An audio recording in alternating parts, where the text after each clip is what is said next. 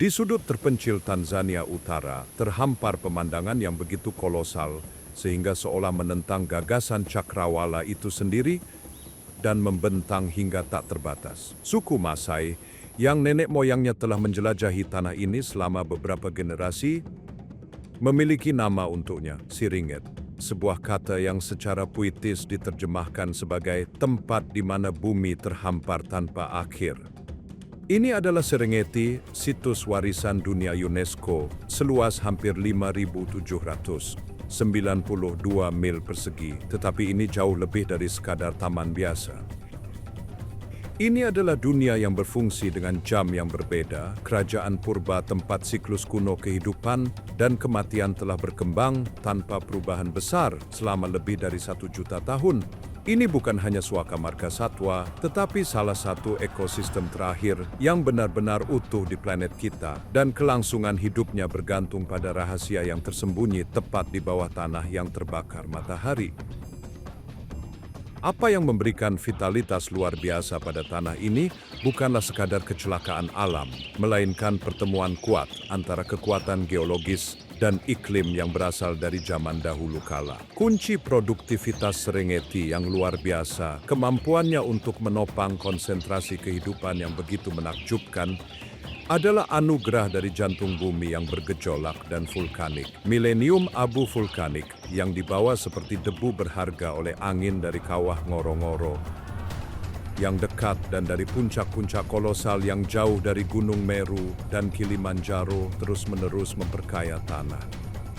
Kekayaan mineral ini dikombinasikan dengan pola curah hujan unik yang berubah dari dataran kering di tenggara hingga perbukitan lembab di barat laut, menumbuhkan salah satu ekosistem padang rumput paling produktif yang dapat dibayangkan. Di sini berkembang biaklah komunitas tumbuhan yang beragam, mulai dari sporobolus pendek, manis, dan kaya nutrisi di dataran selatan hingga rumput oat merah yang lebih tinggi dan lebih kasar di hutan utara. Kesuburan geologis ini adalah mesin senyap dan tak terlihat yang menggerakkan segalanya. Tetapi bagaimana abu vulkanik diterjemahkan menjadi auman singa yang menggelegar? Bagaimana jika aku memberitahumu bahwa rahasia kekuatan singa bukanlah ototnya, melainkan ini? Ini bukan hanya tanah, ini adalah makanan super. Abu vulkanik membuat rumput sangat kaya akan mineral, menciptakan makanan paling bergizi di benua ini. Energi yang memberi makan 1 juta rusa kutub, dan pada gilirannya singa yang memburu mereka dimulai di sini. Ini adalah rantai makanan yang dibangun di atas dasar debu bintang. Tanah subur ini adalah mata rantai pertama yang tak tertulis dalam rantai makanan dengan proporsi epik. Ini memberi makan pertumbuhan rerumputan yang sangat bergizi, yang pada gilirannya menopang perkumpulan mamalia berkuku terbesar di bumi. Kolektif yang menakjubkan dan gelisah yang terdiri dari lebih dari 2 juta wildebeest, zebra, dan gazelle. Biomasa herbivora yang belum pernah terjadi sebelumnya ini adalah fondasi yang menopang konsentrasi predator besar terbesar di benua Afrika. Setiap perburuan, setiap pengejaran, setiap konfrontasi dramatis antara pemburu licik dan mangsa putus asanya berawal bukan dari saat gigi dan cakar, melainkan dari kimia kuno dan sunyi batuan vulkanik. Kisah Serengeti tertulis di tanah dan dihidupkan oleh jutaan penghuninya, dan semuanya dimulai ketika perubahan dramatis di langit membangunkan tanah yang sedang tidur. Selama berbulan-bulan, Serengeti berada di bawah cengkraman musim kemarau yang keras. Debu halus dan meresap menutupi setiap permukaan, dan matahari yang tak henti-hentinya telah memutihkan rerumputan hingga menjadi warna emas yang rapuh dan keriput. Kawanan gajah menggali dasar sungai yang kering untuk mencari air, sementara jerapah penyendiri meregangkan leher anggun mereka untuk mencapai daun-daun terakhir yang tersisa di pohon akasia. Namun kemudian, perubahan halus mulai terjadi. Udara menjadi berat, dipenuhi energi listrik dan antisipasi. Di cakrawala yang jauh, awan besar berbentuk landasan mulai menumpuk, dasar-dasarnya yang gelap dan lebam menjadi peringatan yang jelas terhadap langit yang pucat. Ini adalah janji hujan singkat yang datang antara bulan November dan Desember untuk memicu transformasi radikal dan menakjubkan. Ketika tetesan tebal pertama akhirnya jatuh, mereka mendesis di tanah yang hangus. Debu yang telah mencekik lanskap langsung menyerah, dan tanah yang haus minum dengan ketamakan yang tak terpuaskan. Dunia oker monokromatik tiba-tiba berubah menjadi hijau zamrud pucat dan kemudian menjadi cerah. Kawanan besar yang telah melewati bulan-bulan kering di padang rumput yang lebih aman di utara merasakan perubahan ini jauh di dalam tulang mereka. Kekuatan yang tak tertahankan dan naluriah menarik mereka ke selatan, sebuah ziarah purba yang dipandu oleh kemampuan yang hampir supranatural untuk merasakan kilat dan mendengar guntur dari jarak lebih dari 31 mil. Mereka mengejar hujan, tetapi mereka tertarik oleh sesuatu yang lebih dalam. Panggung untuk pertunjukan alam yang paling menakjubkan. Tertarik oleh air pemberi kehidupan ini, kawanan kolosal tiba di dataran selatan dekat Ndutu untuk menemukan tempat perlindungan mereka. Pilihan lokasi spesifik ini adalah langkah master strategi evolusi. Pertama, tanah vulkanik di sini menghasilkan rerumputan paling bergizi di benua itu yang sangat kaya akan kalsium dan fosfor vital untuk induk yang menyusui dan untuk pertumbuhan anak-anaknya yang cepat dan kuat. Kedua, medan yang luas dan terbuka menawarkan keuntungan krusial, visibilitas. Dalam lanskap tempat predator seperti singa dan hiena bergantung pada keheningan dan perlindungan, ruang terbuka ini membuat serangan mendadak hampir mustahil.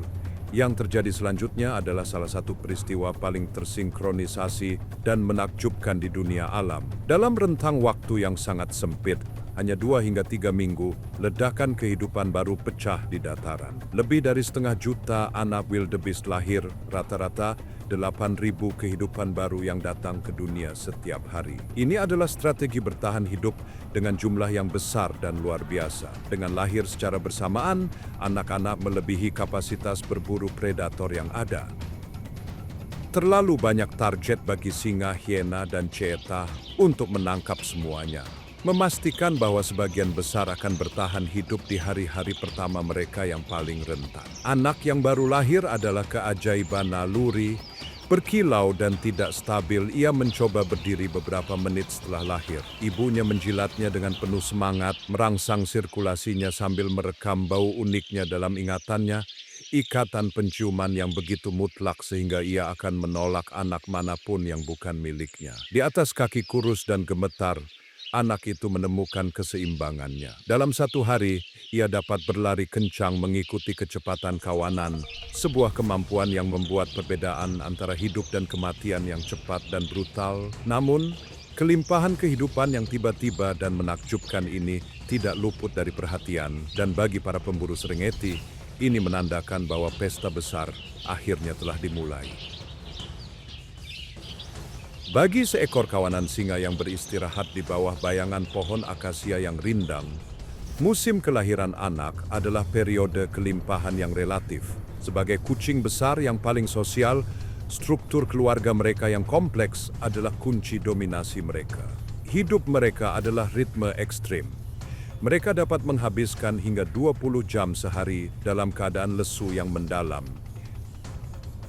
menyimpan setiap ons energi untuk berburu. Singa betina, persaudaraan ibu, anak perempuan dan bibi adalah pemburu utama kawanan. Masuknya anak wildebeest yang rentan secara tiba-tiba memberi mereka mangsa yang mudah, jeda yang disambut, baik dari pekerjaan berbahaya seperti menangani kerbau berbobot 2 ton atau zebra dewasa yang menendang dengan kuat. Saat senja menyelimuti langit, seekor singa betina, pemimpin bangkit.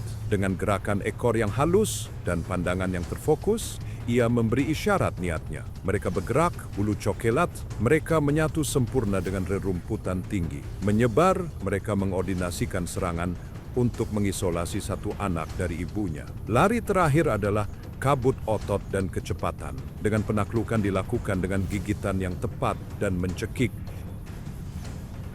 Setelah mangsa berada di tanah, hierarki ketat kawanan ditegaskan. Jantan dominan, Raja Agung berbulu hitam, yang tugas utamanya adalah mempertahankan wilayahnya dari para pesaing, menerkam untuk mengklaim bagian singanya.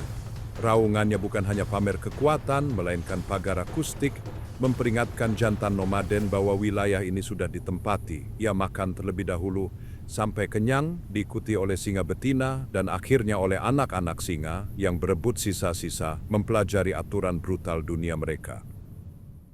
Apakah Anda melihat jantan megah itu, sang raja? Tapi bagaimana jika kekuatan sejati dalam kawanan ini berada di tempat yang sama sekali berbeda? Dia adalah simbol, pembela, tetapi penggerak kawanan adalah persaudaraan. Pengetahuan kolektif singa betina, perburuan kooperatif mereka, dan perawatan keibuan bersama mereka menentukan apakah dinasti ini makmur atau mati kelaparan. Dia mungkin memakai mahkota, tetapi merekalah yang memerintah kerajaan. Namun, sementara singa-singa berkembang pesat dengan kekuatan kolektif, musim kelimpahan ini menyajikan kenyataan yang jauh lebih berbahaya bagi seorang pemburu soliter yang harus membesarkan anak-anaknya di bawah bayangan raja-raja ini. Bagi seekor induk cheetah, periode kemakmuran yang tampak ini secara paradoks adalah salah satu masa paling berbahaya dalam hidupnya. Seluruh keberadaannya adalah antitesis dari singa. Ia adalah makhluk yang dibangun untuk kecepatan eksplosif, bukan untuk konflik. Tubuhnya yang ramping dan ringan membuatnya sangat rentan di lanskap yang dipatroli oleh kawanan singa dan klan hiena yang tangguh.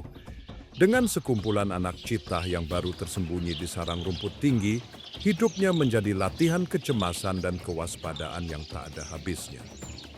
Terpaksa berburu selama jam-jam siang untuk menghindari pesaing nokturnalnya yang lebih kuat, ia menggunakan gundukan rayap sebagai menara pengawas. Mata tajamnya memindai cakrawala, tidak hanya mencari mangsa, tetapi juga bahaya yang selalu ada. Ancaman terbesar bagi anak-anaknya bukanlah kelaparan, melainkan predator lain. Singa akan membunuh anak cheetah tanpa ragu untuk menghilangkan persaingan di masa depan. Dan tingkat kematian anak di sini sangat tinggi. Akibatnya, induk hidup dalam keberadaan nomaden dan gelisah, terus-menerus memindahkan anak-anaknya dari satu sarang rahasia ke sarang lainnya, sangat ingin tidak meninggalkan jejak bau. Setiap perburuan adalah pertaruhan berisiko tinggi, perlombaan putus asa untuk mengamankan makanan bagi anak-anaknya sebelum terdeteksi. Bagi induk cheetah, musim hijau bukanlah pesta, melainkan ujian keberanian yang tak henti-hentinya, di mana masa depan keturunannya bergantung pada benang yang paling rapuh. Mengintai di rerumputan panjang dan di hutan yang gelap terdapat pemburu lain, yang sering disalahpahami tetapi sangat terampil, hiena tutul. Jauh dari sekadar pemakan bangkai biasa, hiena adalah karnivora besar paling sukses di Serengeti. Mereka terorganisir dalam klan besar dan kompleks, yang dipimpin oleh hierarki matriarkal yang ketat dengan seekor betina alfa yang tangguh memimpin mereka semua. Tawa mereka yang nyaring dan terkenal sebenarnya adalah panggilan jarak jauh yang digunakan untuk mengumpulkan anggota klan untuk berburu atau untuk mempertahankan wilayah luas mereka. Selama musim kelahiran anak, hiena berada di elemen mereka, berburu terutama di malam hari. Mereka beroperasi dengan koordinasi yang menakutkan, menguji tepi kawanan wildebeest untuk mencari tanda-tanda kelemahan. Daya tahan mereka legendaris, mereka adalah predator pengejar, mampu mengejar mangsa mereka selama berkilo-kilometer. Berbeda dengan kucing yang membunuh dengan gigitan mencekik, hiena mengalahkan korbannya dengan kekuatan murni dan rahang mereka yang luar biasa kuat, yang dapat menghancurkan tulang hingga menjadi debu. Tingkat keberhasilan mereka seringkali melebihi singa yang menyebabkan persaingan lama dan pahit. Kedua spesies ini berada dalam perjuangan abadi untuk sumber daya, seringkali mencuri mangsa satu sama lain dalam konfrontasi yang kejam dan kacau. Sebuah klan hiena besar dapat dengan mudah mengusir sekelompok kecil singa betina dari bangkai. Sebuah bukti kekuatan dan kegigihan mereka. Di antara jajaran predator luar biasa ini, ada satu yang strateginya didasarkan pada tingkat kerja sama altruistik yang hampir unik di kerajaan hewan. Anjing liar Afrika, kadang-kadang disebut serigala bercat karena bulunya yang kaleidoskopik, adalah hantu dataran yang sekilas terancam punah secara kritis. Kehadirannya di Serengeti adalah pemandangan yang berharga dan langka. Mereka hidup dalam kawanan yang sangat erat yang berfungsi sebagai satu superorganisme tunggal yang dipimpin oleh sepasang alfa. Perburuan mereka adalah keajaiban kerja tim dan komunikasi, menggunakan kicauan seperti burung untuk mengordinasikan gerakan mereka saat mereka mengepung dan mengejar rusa. Tubuh ramping mereka dibangun untuk daya tahan, tidak hanya untuk kecepatan, tapi yang benar-benar membedakan mereka adalah apa yang terjadi setelah perburuan yang sukses. Anak-anak selalu diizinkan makan terlebih dahulu, dan anggota kawanan yang terluka atau sakit dirawat dan diberi makan oleh teman kawanan mereka, tingkat altruisme yang jarang terlihat di antara karnivora. Keberadaan mereka di sini genting, terancam oleh penyakit dan persaingan dari predator yang lebih besar. Namun, untuk musim yang singkat dan berlimpah ini, mereka juga menemukan jendela peluang, kesempatan berharga untuk membesarkan anak-anak mereka dan melanjutkan keberadaan mereka yang genting di tanah yang abadi dan tanpa ampun ini. Jadi, apa yang membuat serigala-serigala bercat ini begitu berbeda dari pemburu lain di sini? Ini adalah paradoks yang membuat mereka menjadi penyintas yang hebat, sekaligus sangat rapuh. Sifat altruisme mereka hampir mutlak. Kawanan memberi makan anak-anaknya terlebih dahulu dan merawat yang sakit. Namun ikatan sosial yang sama itu, keintiman yang mendalam itu, berarti satu penyakit saja bisa menyebar ke seluruh kawanan seperti api. Kekuatan terbesar mereka juga merupakan kerentanan terbesar mereka. Sementara kawanan migran besar menarik perhatian dunia, Serengeti juga merupakan rumah bagi berbagai macam penghuni permanen, masing-masing dengan strategi cerdasnya sendiri untuk berkembang sepanjang tahun. Tersebar di hutan, kawanan impala yang elegan bergerak dengan anggun dan lincah. Antelop ini adalah pemakan serbaguna, mampu bergantian antara merumput-rumput segar dan memakan daun, sebuah keuntungan adaptif yang memungkinkan mereka berkembang saat lanskap berubah. Selama musim kawin, semak akasia bergema dengan dengusan kasar dan berulang dari jantan dominan, saat mereka dengan sengit mempertahankan wilayah mereka. Pertahanan utama mereka terhadap citah dan macan tutul yang mengintai di hutan-hutan ini adalah demonstrasi kelincahan eksplosif yang menakjubkan. Ketika terancam, mereka melompat ke udara dalam lengkungan tinggi dan tidak terduga.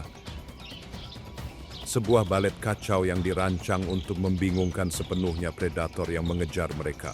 Di area rerumputan yang lebih tinggi, Anda akan menemukan antelop topi, antelop besar dan cantik dengan kilau berminyak yang khas pada bulunya seolah-olah dilapisi lilin. Topi adalah makhluk yang sangat sosial, dan Anda akan sering melihat individu soliter berdiri seperti penjaga stoik di puncak gundukan rayap yang besar. Posisinya yang tinggi memberinya pandangan dominan atas sekelilingnya. Perilaku ini menjadikan mereka indikator keamanan yang dapat diandalkan, dan hewan-hewan pemakan rumput lainnya seperti babi hutan dan zebra seringkali merasa nyaman di kehadiran mereka yang tenang. Sebagai pemakan rumput murni, musim hijau adalah waktu mereka untuk mengumpulkan cadangan lemak penting yang diperlukan untuk bertahan melewati bulan-bulan kelangkaan yang akan datang. Namun bahkan mereka dikerdilkan oleh kerabat mereka yang paling kolosal, elan raksasa, penghuni yang lebih sulit ditemukan dan perkasa. Raksasa pemalu ini berkeliaran dalam kawanan kecil. Tanduk spiral mereka yang indah adalah pertahanan yang tangguh. Tidak seperti kebanyakan bovidae lainnya, mereka adalah pelompat yang luar biasa, mampu dengan mudah melompati rintangan setinggi lebih dari 2 meter, sebuah prestasi keanggunan yang mengejutkan untuk hewan sebesar itu. Namun, tidak semua penghuni dapat memanjakan diri untuk menjauh dari sumber kehidupan di padang rumput, terutama saat musim kemarau mendekat. Dekat dengan aliran air dan lahan basah yang menopang kehidupan, antelop air berbulu kasar adalah pemandangan umum. Seperti namanya, ia terikat pada air yang digunakannya sebagai perlindungan langsung dari predator. Sekresi berminyak dan kedap air melapisi bulunya yang kasar. memberinya bau musk yang khas yang konon tidak disukai oleh beberapa pemburu, meskipun singa dan hiena Serengeti akan dengan mudah memburu mereka ketika ada kesempatan. Sementara herbivora penghuni berkembang, musim hijau memicu ledakan populasi di setiap tingkat ekosistem. Sebuah simfoni kehidupan yang naik dari tanah hingga ke langit. Udara bergetar dengan panggilan burung. Cory Bustard, burung terbang terberat di Afrika, berjalan melintasi padang rumput seperti dinosaurus berbulu, sementara burung sekretaris berkaki panjang menerobos rerumputan, menyingkirkan ular berbisa dengan tendangan karate yang kuat dari kakinya. Di atas segalanya, pasukan serangga sedang bekerja. Gundukan rayap yang menjulang seperti katedral dari tanah menampung jutaan insinyur kecil yang mengangin-anginkan tanah. Namun, yang paling vital dari semuanya adalah kumbang kotoran. Datang beribu-ribu, mereka turun ke kotoran segar kawanan besar, menggulung tanpa lelah dan mengubur kotoran itu. Tindakan yang tampaknya sederhana ini memiliki kepentingan monumental, karena mendaur ulang nutrisi vital kembali ke tanah dan memastikan bahwa padang rumput akan subur ketika kawanan kembali. Tapi kepulangan itu masih jauh, karena dorongan kuno dan tak tertahankan sudah mulai bergejolak dalam kawanan beranggota 1 juta individu. Menjelang April dan Mei, saat hujan panjang akhirnya berhenti, kegelisahan yang nyata melanda wildebeest. Dataran selatan yang telah menopang ledakan kehidupan yang luar biasa mulai mengering dan rasa haus pertama memicu insting purba. Kawanan bergabung menjadi massa yang semakin besar, gerakan mereka bergeser tak terhindarkan menuju barat laut. Udara yang dulunya penuh dengan suara anak yang baru lahir, kini berdengung dengan raungan dan dengusan serak wildebeest jantan saat musim kawin dimulai. Mereka menetapkan wilayah sementara, mempertahankannya dengan intensitas yang sengit dan suara tanduk yang beradu bergema di lanskap. Peningkatan energi kompetitif dan hormonal ini menciptakan dorongan kolektif, gelombang kehidupan yang membengkak dan terbentuk, siap mendorong lebih dari 1 juta hewan ke tahap perjalanan mereka yang paling sulit. Musim kelimpahan telah berakhir dan ujian ketahanan yang besar akan segera dimulai. Transformasi lanskap itu keras dan mutlak. Permadani hijau yang rimbun memudar menjadi nuansa oker dan emas terbakar. Udara menjadi tipis, membawa bau debu. Bagi predator, perubahan ini membawa keuntungan mematikan. Vegetasi yang jarang memberikan kamuflase yang unggul membuat penyergapan jauh lebih mudah. Dunia telah menjadi lebih transparan, lebih berbahaya. Bagi kawanan besar, ini menandai dimulainya pengembaraan epik yang akan membentang sejauh hampir 621 mil. Pemandangan itu berskala yang menentang pemahaman. Kolom hewan kadang-kadang membentang sejauh 25 mil yang menakjubkan, bergerak maju tanpa lelah. Sungai kehidupan yang menderu terdiri dari lebih dari 1.200.000 wildebeest dan 300.000 zebra.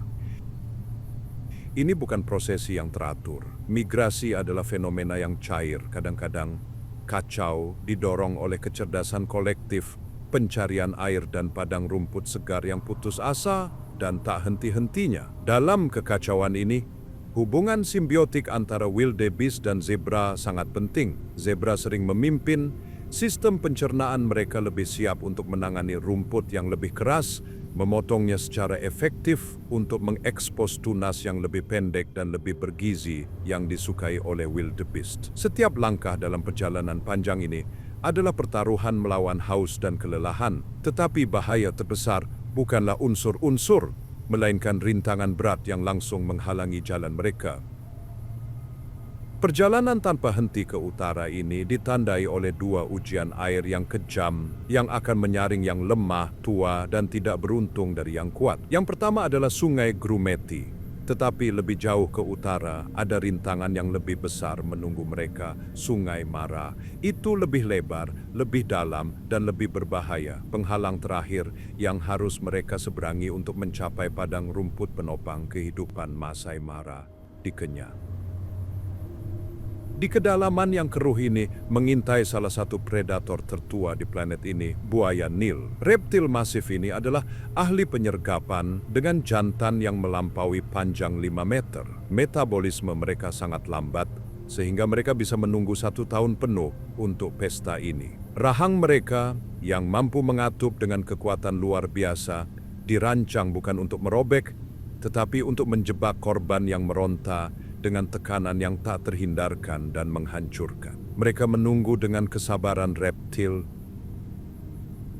dengan tubuh mereka hampir sepenuhnya terendam sampai saat kebenaran tiba.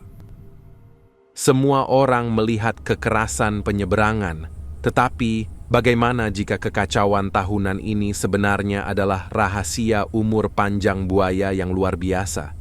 Reptil sebesar itu tidak mampu berburu setiap hari. Metabolisme mereka adalah api yang membakar perlahan, jadi mereka menunggu. Pesta tunggal dan besar ini, masuknya 1/4 juta hewan, adalah apa yang memungkinkan mereka bertahan hidup selama 11 bulan lainnya. Itu adalah energi untuk sepanjang tahun, yang dikirimkan tepat di depan pintu mereka. Ketegangan di tepi sungai adalah sesuatu yang fisik. Kawanan berkumpul selama berhari-hari, masa yang gugup dan berdesakan, sampai tekanan dari belakang atau keputusasaan murni dari beberapa individu memicu penyeberangan. Momen ketika mereka masuk ke air adalah ledakan kepanikan. Sungai bergejolak dalam hiruk-pikuk anggota tubuh yang bercebur, sementara buaya melesat maju dengan kecepatan luar biasa, menyeret mangsanya di bawah permukaan dalam putaran kematian yang terkenal. Biayanya luar biasa tinggi, 250.000 wildebeest dan 30.000 zebra akan binasa selama migrasi karena predasi, tenggelam, atau terinjak-injak dalam kepanikan. Namun, buaya bukanlah satu-satunya raksasa sungai yang harus mereka hadapi.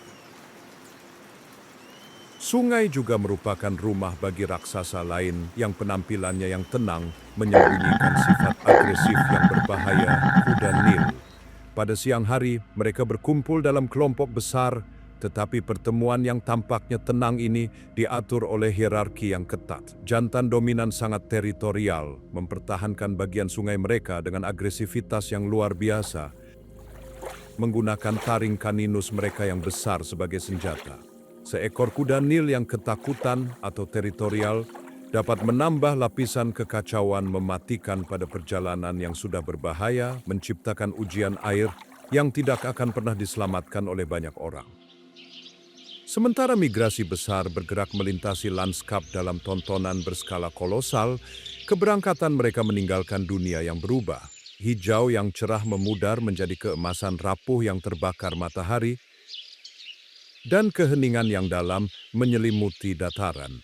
Tetapi ini bukan tanah kosong. Bagi spesies yang tak terhitung jumlahnya yang tidak berpartisipasi dalam eksodus massal, hidup terus berlanjut, dan musim kemarau menjadi ujian ketahanan, kecerdikan, dan adaptasi khusus yang paling utama. Di jantung permanen Serengeti, di sepanjang lembah Sungai Seronera yang berliku, drama jenis lain terungkap yang didikte bukan oleh gerakan massal, tetapi oleh seni mematikan dari siluman dan bertahan hidup, dimulai dengan penampilan sunyi yang dikenal sebagai Pangeran Kegelapan. Ini adalah domain macan tutul, seorang pemburu soliter dan sulit ditangkap. Ia adalah master sejati kamuflase dan persembunyian. Vegetasi kering dan langka yang berarti kesulitan bagi banyak orang menjadi sekutu terbesarnya. Bulunya yang indah berbintik-bintik, mozaik, roset, dan bayangan memungkinkannya menyatu dalam cahaya berbintik-bintik di bawah pohon duri atau di kulit pohon demam yang bertekstur, membuatnya tampak seolah-olah dapat muncul dari ketiadaan. Teknik berburunya adalah mahakarya kesabaran dan kekuatan eksplosif.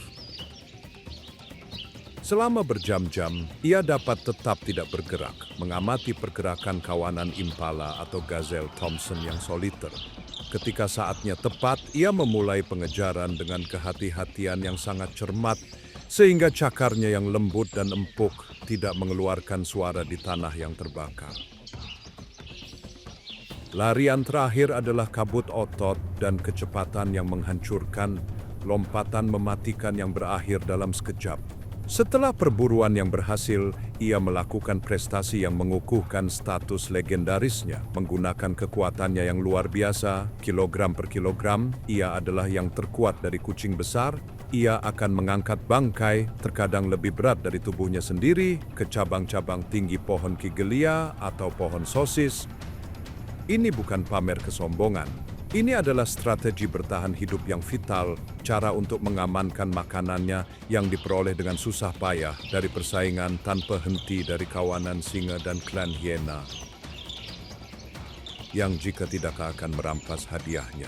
Di hutan tepi sungai yang sama itu, seekor keluarga gajah bergerak dengan tujuan yang tenang dan tanpa tergesa-gesa yang tampaknya menantang kerasnya musim. Kelompok ini adalah matriarki, unit sosial kompleks yang dipimpin oleh betina tertua dan paling berpengalaman. Dia lebih dari sekadar pemimpin, dia adalah wadah hidup dari memori kolektif kawanan, bank pengetahuan vital yang berisi lokasi-lokasi tepat sumber air tersembunyi yang diturunkan dari generasi ke generasi. Pengetahuan yang merupakan kunci kelangsungan hidup mereka selama puncak kekeringan. Kecerdasannya dalam, ikatan sosialnya sangat kompleks, terbukti dalam cara mereka merawat anak-anak mereka dan meratapi yang mati. Mereka berkomunikasi pada jarak yang sangat jauh menggunakan suara frekuensi rendah atau infrasonik, getaran yang merambat melalui tanah dan sama sekali tidak terdengar oleh telinga manusia. Selama musim kemarau, mereka menjadi insinyur ekosistem yang murah hati. Menggunakan gading dan kaki mereka yang kuat, mereka menggali di dasar pasir sungai-sungai efemeral untuk mengakses air tanah. Menciptakan sumur yang akan memuaskan dahaga hewan lain yang tak terhitung jumlahnya, dari babun dan babi hutan hingga burung dan serangga.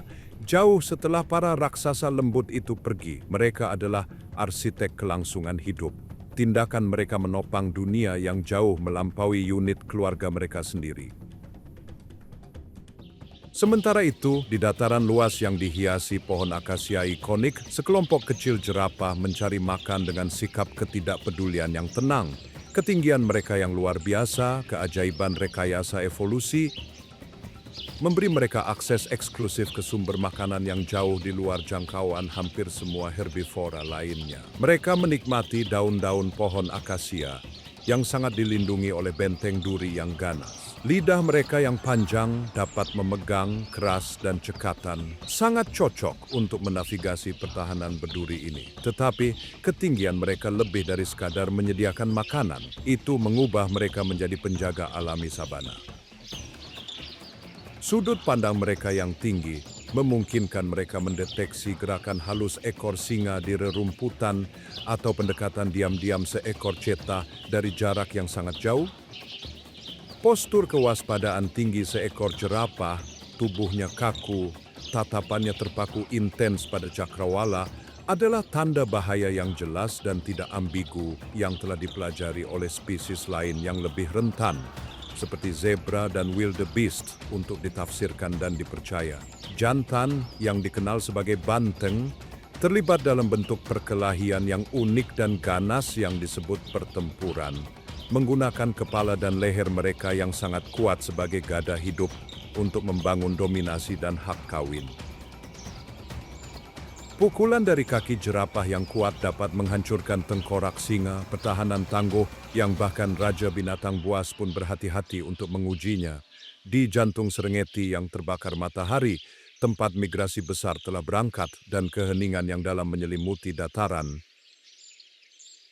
Kehidupan bertahan dalam bentuk yang lebih terkonsentrasi dan intens. Di sini, di antara megafauna yang tinggal, kelangsungan hidup adalah kontes kekuatan brutal dan strategi kuno. Salah satu penghuni yang paling tangguh dan mengesankan adalah kerbau Tanjung. Besar, kuat, dan terkenal tidak dapat diprediksi. Mereka adalah raksasa berselimut hitam di sabana, sering ditemukan dalam kawanan besar yang dapat berjumlah ribuan, lautan otot dan tanduk yang gelap, dan bergerak di atas rerumputan emas. Udara di sekitar mereka tebal dengan bau mereka, campuran tanah dan kulit, dan suara kehadiran mereka adalah suara teredam dan terus-menerus dari geraman rumput yang ditarik dan dentuman perkusi dari 1000 kuku berat di tanah yang terbakar. Sebagai pemakan rumput massal, mereka adalah mesin konsumsi hidup. yang membutuhkan jumlah pakan yang sangat besar dan tetap sangat bergantung pada akses harian ke air. Ketergantungan ini membatasi jangkauan mereka selama musim kemarau, mengonsentrasikan mereka di dekat beberapa sungai dan kubangan lumpur yang tersisa. Kulit mereka sering ditutupi dengan lapisan pelindung lumpur daga yang tebal. Pertahanan utama mereka adalah kekuatan mereka yang luar biasa dalam jumlah, kesadaran kolektif yang ditempa di hadapan ancaman konstan. Ketika diancam oleh kawanan singa, satu-satunya predator alami signifikan mereka, kawanan kerbau akan menjalankan strategi pertahanan yang luar biasa yang lahir dari insting dan pengalaman. Mereka membentuk front yang tangguh dan tidak dapat ditembus, dinding hidup tanduk tajam dan tubuh besar berbobot 2000 pon. Banteng-banteng terkuat dengan tanduk mereka yang berat menyatu menjadi kepala padat seperti helm menghadapi ancaman secara langsung. Tatapan mereka adalah campuran permusuhan dan perhitungan dingin. Mereka dikenal karena mengganggu predator, menyerang secara kooperatif dengan kekuatan lokomotif, terkadang menanduk dan menginjak-injak singa yang berani menyerang mereka. Banyak singa telah terluka parah oleh tanduk atau tulangnya patah oleh serangan balasan yang penuh dendam. Namun, di balik semua keamanan kawanan, ada yang berjalan sendiri. Seekor banteng tua yang telah melewati masa jayanya dan terpisah dari keamanan kelompok, dianggap oleh banyak orang sebagai salah satu hewan paling berbahaya di Afrika. Agresivitasnya yang tidak lagi diatur oleh dinamika kawanan, didorong oleh pengalaman dan kesendirian, dan kemarahannya yang tidak dapat diprediksi adalah objek legenda.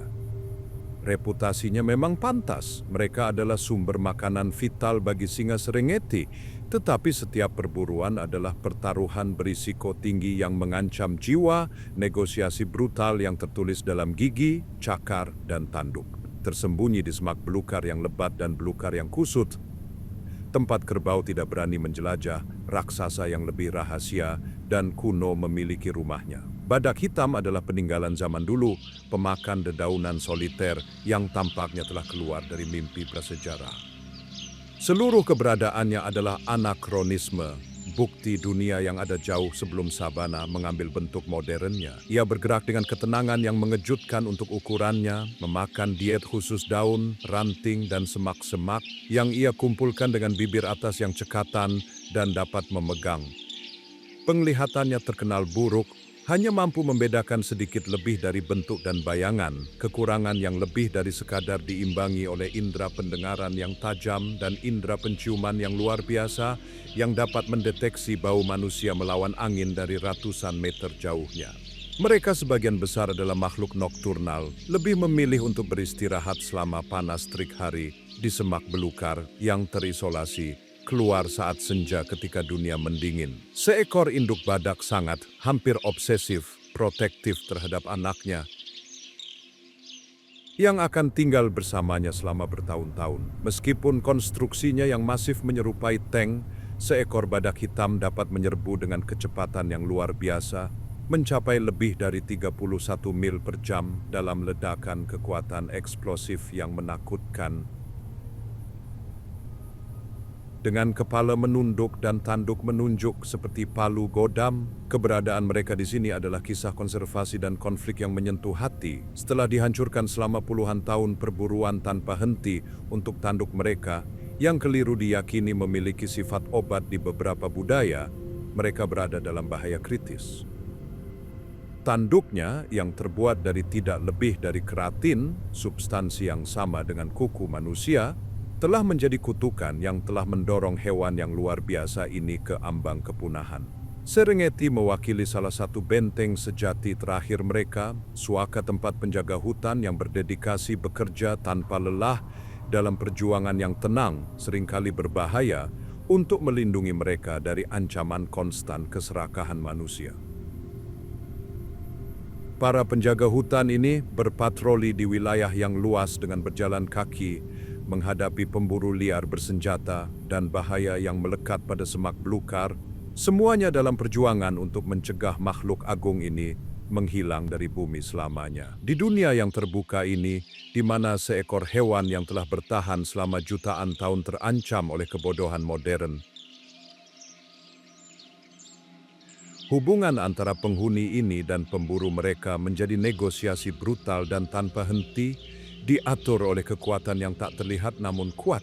Namun, jajaran pemburu yang berpatroli di panggung kuno ini jauh lebih luas dan beragam daripada raksasa darat ini. Di luar aksi utama singa, macan tutul, dan hiena, yang drama kekuasaan dan wilayahnya mendominasi narasi dataran, dunia pemangsaan paralel berkembang setiap hari. Ini adalah perang rahasia dan abadi yang terjadi di langit, di rerumputan tinggi, dan bahkan di bawah tanah.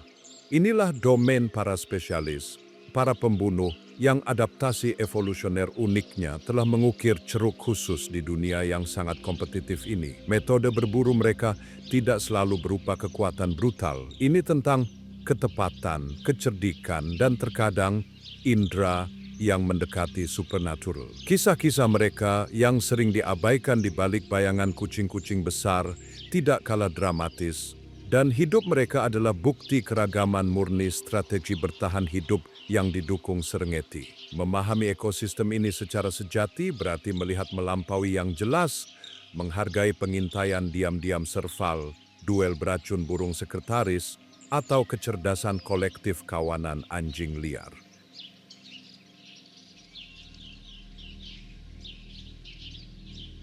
Untuk menemukan pembunuh pertama dari semua ini, bagaimanapun, kita harus melihat bukan ke rerumputan, tempat bahaya diperkirakan, melainkan ke kehampaan biru tak terbatas di atas. Sebuah sabana vertikal luas tempat bayangan diam memegang kekuatan hidup dan mati dalam genggamannya. Di ketinggian sabana, melayang di atas sayap lebar yang tak bergerak, bayangan itu milik raksasa langit sejati. Ini adalah elang belalang, elang terbesar dan terkuat di seluruh Afrika. Dengan rentang sayap yang dapat melebihi 2,5 meter, ia adalah predator super di udara, seorang pemburu berbulu dengan kecakapan yang begitu tangguh sehingga dapat menanamkan rasa takut pada hewan yang beratnya berkali-kali lipat dari beratnya. Dari sudut pandangnya, melayang pada 621 per 1000 mil atau lebih di atas tanah, dunia terhampar di bawahnya seperti peta hidup. Diperkirakan bahwa penglihatannya, sebuah keajaiban biologis, hingga 8 kali lebih kuat daripada manusia. Namun, bagaimana ia menerjemahkan penglihatan luar biasa ini menjadi eliminasi yang berhasil dari ketinggian yang begitu menakjubkan? Jawabannya tidak terletak pada pengejaran, melainkan pada kejatuhan yang menakutkan dan terhitung. Setelah ia mengunci targetnya, ia melipat sayapnya dan memasuki kejatuhan yang terkontrol dan sunyi, sebuah bentuk gelap yang melesat dari langit dengan kecepatan luar biasa. Saat-saat terakhir serangannya adalah pameran presisi aerodinamis dan kekuatan brutal. Tepat sebelum benturan, ia mengayunkan kakinya yang kuning, dipersenjatai kuat dengan cakar, ke depan dengan keempat cakar hitam, di setiap kaki merentang seperti kait. Ini adalah senjata utamanya, cakar belakang atau hallux, sangat panjang dan tajam, mampu menembus daging dan tulang.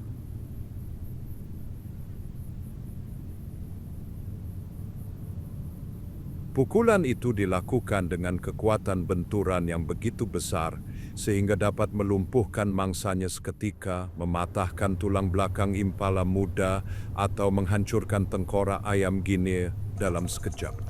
Jangkauan mangsanya yang luas adalah bukti kekuatannya, mulai dari kadal monitor dan mongoose hingga babon kecil, dan bahkan anak-anak antelop spesies yang lebih kecil. Hadiahnya telah didapatkan, tetapi sekarang rentan di tanah, pertempuran baru yang mungkin lebih berbahaya akan segera dimulai. Elang harus bekerja cepat, menggunakan paruhnya yang kuat berbentuk kait untuk merobek makanannya, sambil terus-menerus memindai cakrawala mencari singa atau hiena yang kini harus ia saingi. Sarangnya, sebuah platform kolosal dari ranting yang dibangun tinggi di pohon baobab, adalah benteng dinasti tempat ia membesarkan satu anak yang berharga. Namun di dunia dengan tingkat kematian anak yang begitu tinggi, Harapan apa yang dimiliki satu ahli waris ini untuk mencapai kedewasaan dan suatu hari nanti menguasai langit sendiri? Sementara elang mendominasi serangan vertikal ini, pemburu lain telah menyempurnakan metode serangan yang sama sekali berbeda dan jauh lebih aneh di darat. Tarian aneh yang berakhir dengan pukulan mematikan dan perkusi.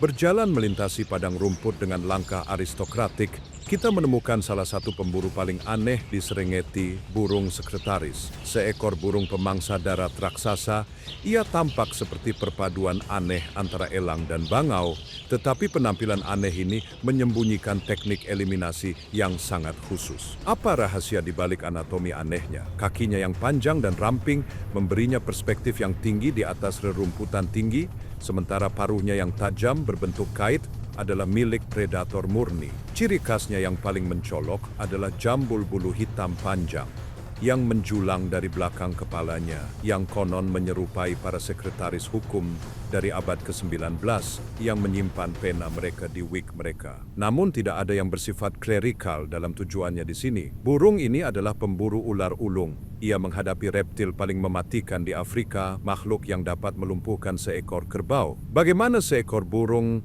hanya berbekal kakinya, berharap dapat memenangkan duel yang begitu berbahaya? Ketika ia menemukan seekor ular, jalannya yang lambat berubah menjadi tarian maut yang tegang dan terhitung. Burung itu menggunakan sayap besarnya sebagai perisai dan pengalih perhatian memamerkannya untuk membingungkan ular, sementara sisik tebal di kakinya memberikan tingkat perlindungan.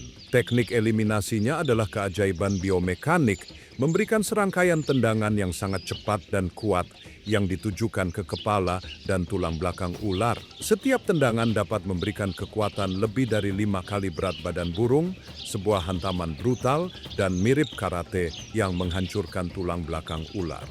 Setelah korbannya mati, burung sekretaris sering melemparkannya ke udara beberapa kali sebelum menelannya utuh. Mereka membentuk ikatan monogami seumur hidup.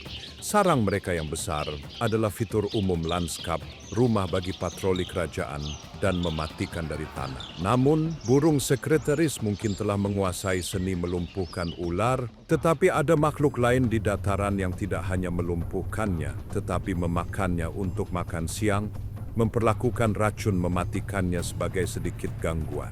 Di tanah para raksasa, mungkin pemburu yang paling ditakuti dari semuanya, kilo demi kilo, adalah makhluk berukuran sederhana, namun keganasannya legendaris, luwak madu. Reputasinya akan agresi yang tak gentar begitu dalam, sehingga telah menjadi tema legenda sabana. Tetapi apakah reputasi ini benar-benar pantas? Ataukah ada sesuatu yang lebih pada makhluk ini selain kekuatan brutal? Seluruh keberadaan luwak madu dirancang untuk konflik. Ia memiliki kulit tebal dan kenyal, begitu longgar sehingga jika terperangkap dalam rahang singa, ia dapat memutar diri di dalam kulitnya sendiri dan menyerang wajah penyerangnya dengan kuat. Kulit ini juga dapat menahan sengatan lebah, duri landak, dan bahkan gigitan ular berbisa. Ia adalah pemburu oportunistik dan tanpa henti mampu menggali liang hewan pengerat dengan kecepatan yang mencengangkan. Namun, kemampuannya yang paling terkenal adalah kemampuannya untuk berburu dan melumpuhkan ular beludak dan kobra. Ia tampaknya memiliki tingkat kekebalan yang tinggi terhadap racunnya, dan meskipun digigit, ia seringkali akan berada dalam keadaan koma sementara selama beberapa jam sebelum pulih dan menghabiskan makanannya. Namun ini membuatnya sepenuhnya tak berdaya. Apa yang melindunginya dari dimakan oleh predator lain selama saat-saat rentan ini? Jawabannya tampaknya hanya reputasinya yang tangguh.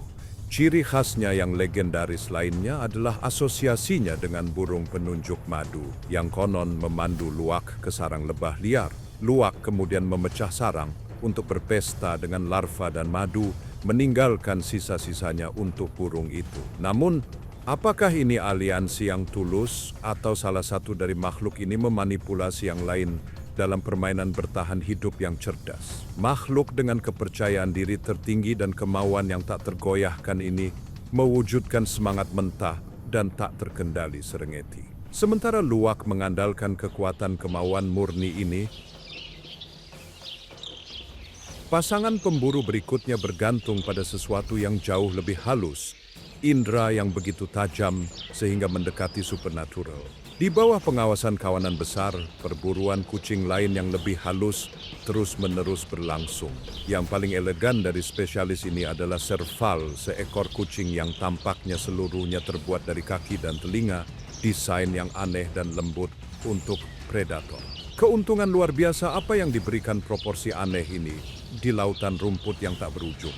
Tubuhnya yang ramping bertumpu pada kaki terpanjang dari setiap kucing relatif terhadap ukurannya yang memungkinkannya melihat di atas vegetasi. Namun ciri khasnya yang paling menonjol adalah telinganya yang besar, menyerupai antena parabola yang dapat berputar secara independen, bertindak sebagai sistem lokalisasi akustik hipersensitif. Serval berburu lebih karena suara daripada penglihatan, mendengarkan dengan konsentrasi intens suara sekecil apapun dari seekor tikus.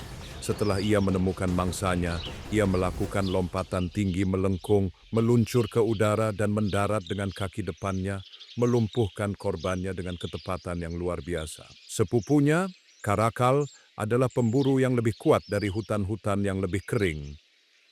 Identitasnya tidak dapat disangkal karena jumbai rambut hitam panjang di ujung telinganya. Selama beberapa generasi, tujuannya telah diperdebatkan, sebuah rahasia yang disimpan Karakal untuk dirinya sendiri. Kegeniusan sejati Karakal terletak pada kemampuan akrobatiknya yang menakjubkan. Kaki belakangnya yang kuat dapat melontarkannya lebih dari 3 meter langsung ke udara dari posisi istirahat. Sebuah kemampuan yang memungkinkannya berburu di dimensi yang hanya bisa diimpikan oleh kucing lain, udara itu sendiri. Seekor Karakal akan mengusir sekawanan ayam Guinea dan, dengan pameran kelincahan yang luar biasa, akan melompat di tengah-tengah mereka, menjatuhkan beberapa burung dari langit. Namun, tidak semua pemburu yang berhasil di Serengeti bergantung pada keanggunan kucing atau lompatan mematikan. Beberapa berkembang melalui kombinasi kesetiaan keluarga, kecerdikan sosial, dan diet yang akan mengejutkan Anda. Keluarga anjing di Serengeti diwakili oleh lebih dari sekadar anjing liar. Yang paling menawan di antara mereka adalah rubah bertelinga kelelawar. Ia adalah pemburu, namun giginya bukan untuk merobek daging. Ia adalah seekor rubah, namun mangsa utamanya bukan kelinci atau burung.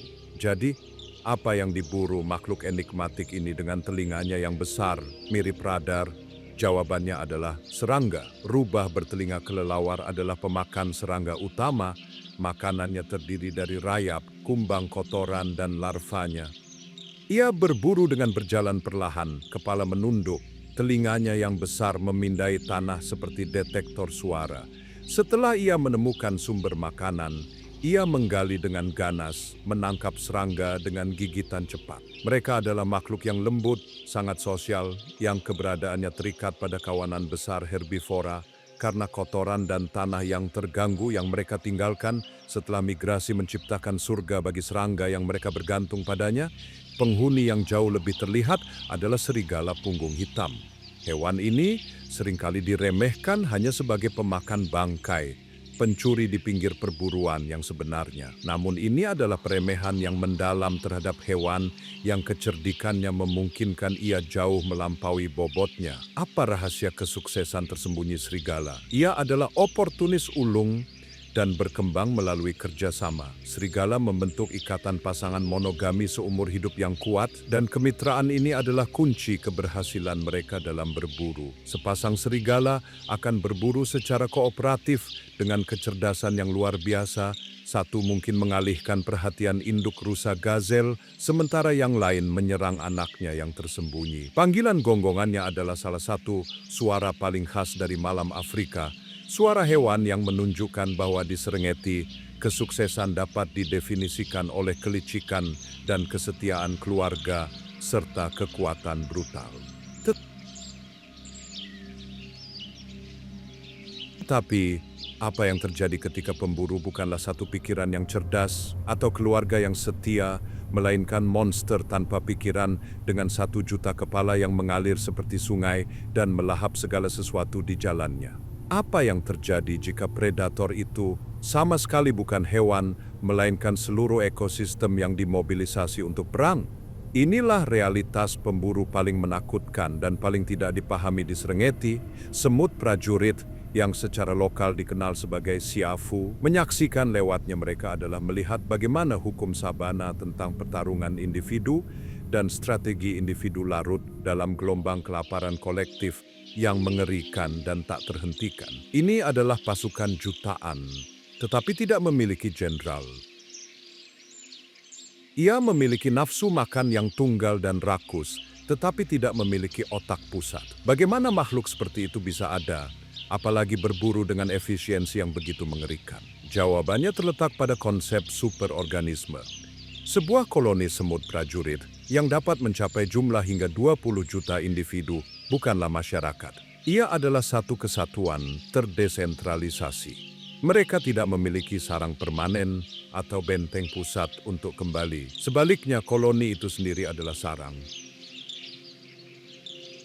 Pada malam hari, mereka membentuk bivak hidup, bola tubuh yang menggeliat dan berdenyut yang saling berhubungan, dengan ratu dan keturunan berharganya terlindungi jauh di dalam inti. Tetapi ketika matahari menghangatkan tanah, struktur hidup ini larut dan perburuan dimulai. Superorganisme terbangun dan rasa dingin menyelimuti lanskap sekitarnya yang tidak ada hubungannya dengan suhu. Makhluk-makhluk kecil gelisah, serangga terbang, dan hewan pengerat keluar dari liang mereka, semuanya melarikan diri dari musuh yang dapat mereka cium dan dengar jauh sebelum melihatnya. Serangan dimulai sebagai satu kolom tebal, pita materi hidup yang gelap dan berkilau yang mengalir melalui semak belukar.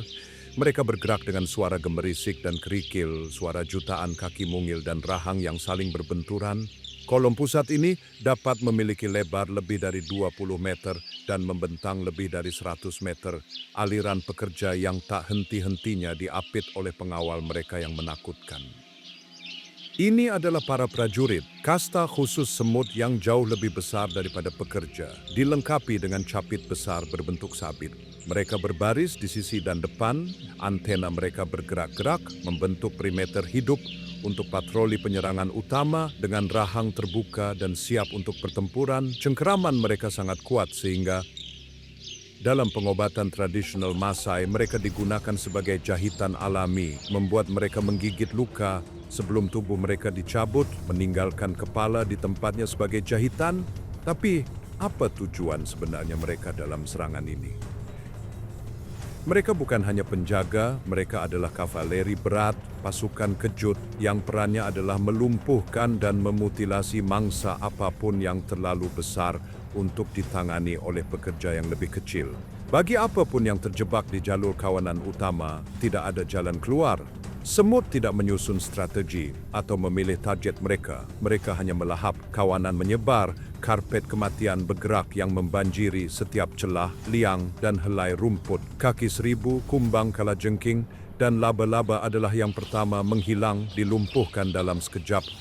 Tetapi ambisi koloni jauh lebih besar. Mereka akan menyerbu sarang burung yang bersarang di tanah, memakan anak-anak burung yang tak berdaya. Mereka akan menyerbu liang kadal dan hewan pengerat yang sedang tidur. Bahkan hewan terbesar pun tidak aman. Seekor piton lambat setelah makan besar, atau rusa gazel yang baru lahir terlalu lemah untuk melarikan diri, dapat kewalahan. Tetapi, bagaimana jutaan serangga kecil dapat melumpuhkan makhluk ribuan kali ukuran mereka? Mereka menyerang titik-titik terlemahnya, mata, mulut, hidung, dan menyuntikkan racun yang kuat. Tetapi jumlah gigitan yang murni dan mencekik, serangan kolektif yang luar biasa dan terpadu, yang menjatuhkan raksasa itu. Para prajurit bergerak, rahang kuat mereka memotong kulit dan tendon, membongkar bangkai agar para pekerja dapat membawa potongan-potongan itu kembali ke bivak yang terus bergerak. Mereka adalah kekuatan penghancur utama, meninggalkan jejak yang tampaknya tandus di belakang mereka. Namun, seperti kebakaran hutan, peran mereka dalam ekosistem ini lebih kompleks dari yang terlihat. Saat mereka bergerak melalui suatu area, mereka melakukan tindakan sanitasi yang vital. Meskipun brutal, mereka membersihkan lantai hutan dari segalanya, menghilangkan parasit seperti kutu, mengusir hama, dan menghilangkan bangkai yang jika tidak dapat menyebarkan penyakit. Mereka adalah tombol reset untuk semak belukar, kekuatan pembaruan yang menakutkan tetapi esensial. Mengamati mereka adalah mengingatkan bahwa di Serengeti, aturan bertahan hidup sangat beragam. Ada ruang untuk macan tutul yang penyendiri dan sabar di pohonnya, untuk keluarga serigala yang kooperatif di dataran, dan bahkan untuk ini kesadaran buta dan terdesentralisasi yang berburu bukan dengan penglihatan atau kelicikan, melainkan dengan kepastian matematis yang tak tergoyahkan dari jumlah yang luar biasa. Kekuatan ini sering disebut ekologi ketakutan, evaluasi risiko yang konstan dan bernuansa yang membentuk lanskap itu sendiri. Kelangsungan hidup menjadi permainan perhitungan infinitesimal, di mana kesuksesan diukur tidak hanya dalam kecepatan atau kekuatan, tetapi dalam strategi yang canggih. Kita mengamati pemandangan yang tampak damai secara menipu.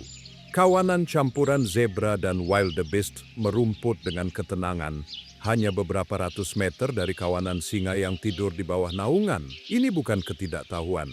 Ini adalah perhitungan energi yang tepat dan vital. Melarikan diri dalam kepanikan setiap kali melihat predator akan menjadi pemborosan energi berharga yang dahsyat. Jadi mereka mempertahankan gencatan senjata yang rapuh. Tetapi atmosfer dapat pecah dalam sekejap, dimulai dengan perubahan halus gelombang otot di sepanjang sisi singa betina saat ia bangkit. Seketika, kedamaian larut. Gelombang ketegangan menyebar melalui kawanan, 1000 kepala kini terangkat, 1000 pasang mata, dan telinga terlatih pada ancaman yang akan datang. Sistem pertahanan berlapis-lapis mereka sekarang sepenuhnya diaktifkan. Garis pertama adalah kewaspadaan kolektif, zebra, dengan penglihatan tajam mereka, mendeteksi gerakan, sementara wildebeest, dengan pendengaran dan penciuman luar biasa mereka, mendeteksi suara dan bau. Bersama-sama, mereka menciptakan sistem peringatan dini yang tangguh. Saat singa mulai bergerak, kawanan bergeser ke dataran terbuka, menukar rumput yang lebih kaya dengan keuntungan tak ternilai berupa visibilitas. Akhirnya, keamanan terbesar mereka terletak pada efek dilusi, kenyataan statistik sederhana, bahwa dalam kelompok yang sangat besar, kemungkinan satu individu dipilih sebagai target berkurang secara drastis.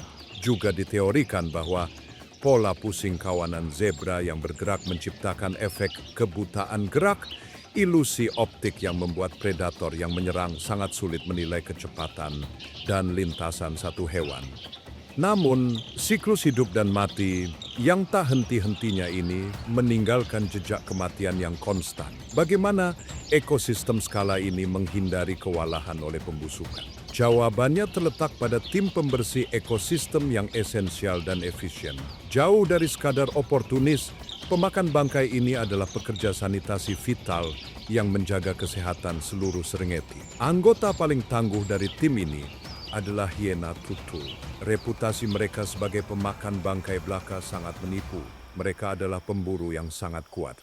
Namun, peran ekologis mereka yang paling penting adalah sebagai penggali kubur sabana. Dilengkapi dengan rahang yang sangat kuat, mampu menghancurkan tulang kerbau terbesar, dan perut yang mengandung asam yang sangat kuat, mereka dapat mengonsumsi dan mencerna bangkai pada tahap pembusukan lanjut, menetralkan patogen seperti antraks yang akan mematikan bagi hampir semua hewan lain. Mereka hampir tidak meninggalkan apapun. Dari langit di atas, tim spesialis lain menjaga kewaspadaan konstan. Burung nasar adalah pemakan bangkai wajib yang perannya benar-benar tak tergantikan. Melayang di atas termal yang naik, penglihatan luar biasa mereka memungkinkan mereka mendeteksi bangkai dari berkilometer-kilometer jauhnya. Hierarki kompleks ada di tempat yang mematikan. Burung nasar bertelinga yang mengesankan dengan paruh kuatnya yang berbentuk kait, sering bertindak sebagai pembuka kaleng, merobek kulit yang keras untuk membuka jalan bagi banyak burung nasar rupel dan burung nasar punggung putih yang menenggelamkan leher panjang tanpa bulu mereka jauh ke dalam bangkai. Sistem pencernaan mereka adalah keajaiban evolusi, bak asam yang menetralkan bakteri paling mematikan. Melengkapi tim ini adalah serigala punggung hitam. Sering terlihat dalam pasangan monogami, mereka adalah oportunis ulung. Pada bangkai, mereka gesit dan cepat melompat untuk mencuri sisa makanan dari bawah hidung pesaing mereka yang lebih besar. Bersama-sama, makhluk-makhluk ini membentuk jaringan sanitasi yang sangat diperlukan, melancarkan pertempuran yang tak terlihat, namun konstan melawan penyakit dan memastikan bahwa nutrisi yang terperangkap dalam makhluk mati dengan cepat dikembalikan ke tanah vulkanik yang memulai seluruh kisah, siap untuk memberi makan siklus kehidupan berikutnya. Jadi, dataran dibersihkan oleh cakar dan paruh, nutrisi dikembalikan ke tanah vulkanik kuno, siap untuk pembaruan yang tampaknya mustahil di bawah langit yang keras dan berwarna kuningan. Keheningan yang tegang dan penuh harapan menggantung di atas bumi, dunia yang menahan napas. Agar pembaruan besar ini terjadi, kekuatan yang jauh lebih besar dari hewan manapun harus terlebih dahulu menanggapi permohonan diam-diam tanah yang terbakar, kekuatan yang harus melakukan perjalanan ribuan kilometer dari Samudra Hindia yang jauh. Oktober menandai puncak musim kemarau, titik didih mutlak untuk bertahan hidup. Dataran Serengeti terpanggang menjadi jerami rapuh, kuning di bawah matahari yang tanpa ampun dan tak kenal maaf. Udara padat dengan debu halus yang menyelimuti segalanya, dan fata morgana panas yang bergetar menari di cakrawala, menciptakan ilusi air di mana hanya ada tanah yang retak dan putus asa. Kawanan besar adalah kenangan yang jauh di selatan, dan bagi penduduk yang tersisa, ini adalah periode kesulitan yang luar biasa. Sungai Seronera telah menyusut menjadi serangkaian kolam terisolasi dan keruh, tempat gencatan senjata yang tidak nyaman dipertahankan. Jerapah yang elegan, gerakannya lambat dan disengaja untuk menghemat energi, melebarkan kakinya dalam kerentanan yang canggung untuk minum di samping kerbau.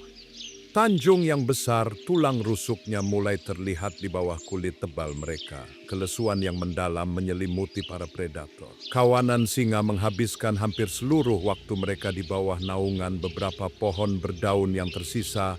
Napas mereka terengah-engah dangkal. Seekor cetah soliter, kurus namun selalu waspada, mengamati lanskap dari gundukan rayap, mengetahui bahwa setiap pengejaran harus menjadi risiko yang diperhitungkan, karena biaya energi dari perburuan yang gagal bisa berakibat fatal. Di sisa-sisa berlumpur sungai Grumeti, buaya Nil kolosal duduk dalam keadaan lesu, metabolisme mereka melambat hingga kecepatan siput, dengan sabar menunggu pesta yang mereka tahu pada akhirnya akan kembali. Bumi berada dalam animasi yang ditangguhkan, menunggu pembebasan. Kemudian di Cakrawala Timur yang jauh, sebuah perubahan dimulai. Itu tidak dimulai sebagai pemandangan, tetapi sebagai perubahan halus pada angin, aliran udara yang membawa kelembaban berbeda, janji berbeda.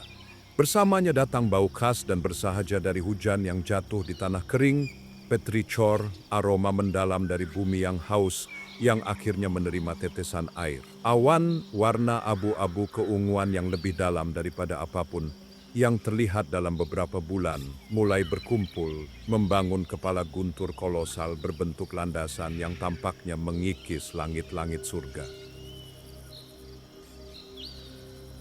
Letusan badai di Serengeti adalah salah satu tontonan alam yang paling kuat dan dramatis.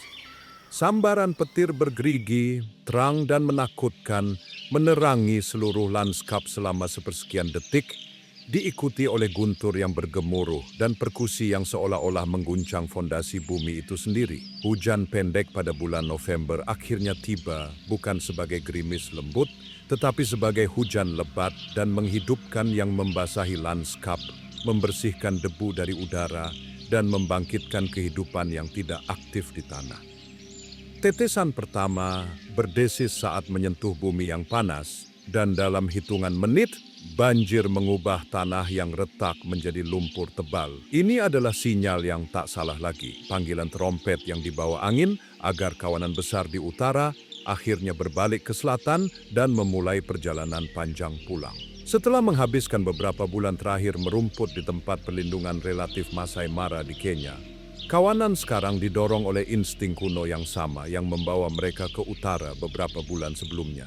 Kepulangan mereka adalah cerminan dari kepergian mereka, satu tahap kolosal lagi dalam ziarah abadi dan melingkar mereka. Rute mereka membawa mereka melalui zona Lobo di utara Serengeti, wilayah taman yang terjal dan kurang dikunjungi yang dicirikan oleh perbukitan bergelombang, kopjes granit kuno, dan hutan akasia yang luas. Migrasi di sini memiliki karakter yang berbeda. Ini bukan perlombaan yang panik dan putus asa melawan kehausan yang mendefinisikan perjalanan mereka ke utara atau kekacauan panik dari penyeberangan sungai. Sebaliknya, ini adalah penyebaran yang lebih lambat dan bertahap, kepulangan yang lebih tenang dan percaya diri. Kelompok keluarga zebra yang terfragmentasi, masing-masing dipimpin oleh seekor pejantan dominan, mulai bertemu dan bersatu sekali lagi. Suara langkah kaki mereka adalah gumaman yang puas, bukan kepanikan yang berhamburan. Menjelang akhir November dan sepanjang Desember, kolom-kolom pertama wildebeest dan zebra mulai kembali ke dataran rerumputan pendek di selatan, tempat yang sama di mana perjalanan mereka dimulai. Mereka tiba untuk menemukan lanskap yang berubah, terlahir kembali, dataran kering dan berdebu, tempat mereka melarikan diri beberapa bulan sebelumnya, kini ditutupi oleh permadani rumput hijau baru yang cerah dan sangat subur. Ini adalah hadiah, pahala terakhir yang dijanjikan oleh tanah vulkanik kuno yang kini basah kuyup oleh hujan, telah menghasilkan rerumputan paling bergizi di seluruh benua. Lingkaran besar perjalanan sejauh 1000 kilometer yang penuh bahaya dan kesulitan akhirnya selesai. Mereka telah kembali ke tempat kelahiran mereka, buayan spesies mereka, siap memanfaatkan kelimpahan tanah yang baru dan memulai kembali siklus suci kehidupan. Dataran setelah dibersihkan oleh pemulung dan kini diisi kembali oleh hujan, siap untuk babak terakhir, di mana lingkaran besar kehidupan menunjukkan bahwa ia siap untuk dimulai lagi. Kami kembali ke tempat cerita kami dimulai, di dataran selatan, kini lautan hijau yang luas dan bergelombang yang bergetar di bawah matahari Afrika yang ramah. Kawanan besar telah kembali ke rumah. Kehadiran mereka yang luar biasa adalah dengungan rendah yang konstan yang bergetar di udara, suara jutaan hewan merumput dengan puas, akhir perjalanan mereka ditandai oleh momen kedamaian dan kelimpahan yang mendalam ini. Udara penuh kehidupan. Burung-burung migran telah tiba dari sejauh Eropa dan Asia. Bangau putih yang elegan berpatroli di padang rumput mencari serangga.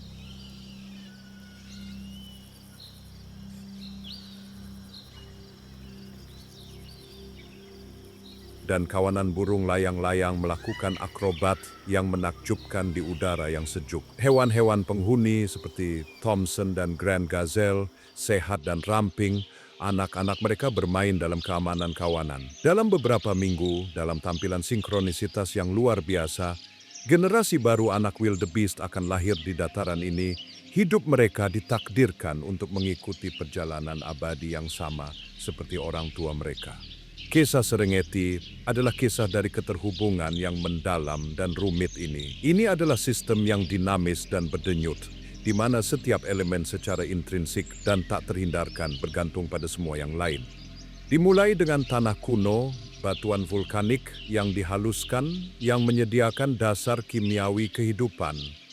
Itu bergantung pada hujan musiman, mesin surgawi yang mendikte ritme semua yang mengikutinya. Itu diberi makan oleh kawanan besar, pengubah besar yang mengubah energi rumput menjadi gerakan dan biomasa yang memberi makan seluruh ekosistem. Energi ini kemudian mengalir ke legiun predator, singa yang kooperatif, macan tutul yang soliter, citah yang secepat kilat, hiena yang gigih, dan anjing liar yang altruistik, serta penjaga sungai khusus seperti buaya yang sabar. Seluruh sistem diatur dan dijaga, tetap sehat oleh pemulung yang selalu waspada, dari burung nasar yang melayang hingga kumbang kotoran yang rendah hati yang memastikan bahwa tidak ada yang terbuang. Setiap pengejaran, setiap kelahiran, setiap kematian adalah transaksi dalam ekonomi energi yang luas dan saling berhubungan. Pertempuran untuk bertahan hidup yang sangat mendefinisikan tempat ini pada akhirnya bukanlah perang dengan pemenang dan pecundang. Ini adalah sebuah proses. Ini adalah kekuatan kreatif yang luar biasa yang membentuk setiap perilaku, menempa setiap ikatan sosial, menyempurnakan setiap insting, dan menjaga mesin salah satu keajaiban alam sejati terakhir di planet ini beroperasi dengan kapasitas penuh. Ini adalah pengingat yang kuat dan merendahkan hati bahwa dalam logika alam yang tak terpatahkan tidak ada yang benar-benar terbuang. Bahkan dalam finalitas kematian, ada janji pembaharuan yang pasti dan mutlak. Lingkaran telah selesai, tetapi tidak pernah berhenti berputar. Saat kita mengamati, seekor anak wildebeest yang baru lahir, mengkilap dan tidak stabil, mengambil langkah-langkah gemetar pertamanya. Kaki rampingnya menemukan keseimbangan di tanah vulkanik yang sama, yang telah memelihara nenek moyangnya selama 1 juta tahun, dan di mata gelap dan polosnya terpantul langit luas yang penuh awan yang menjanjikan hujan berikutnya, memastikan bahwa sementara bab ini berakhir, kisah Serengeti tidak memiliki halaman terakhir. Jadi, setelah semua drama ini, seluruh hidup dan mati ini, apa satu-satunya pelajaran yang diajarkan bumi ini kepada kita? Itu adalah bahwa pertempuran demi kelangsungan hidup adalah sebuah kesalahpahaman. Ini bukan tentang individu-individu yang menang. Ini tentang seluruh sistem yang bertahan. Singa, GNU, rumput, burung bangkai, semuanya adalah bagian dari satu organisme yang bernapas. Setiap kematian adalah transfer energi yang memastikan bahwa keseluruhan akan hidup 1 hari lagi. Kemenangan sejati di sini adalah perputaran lingkaran itu sendiri.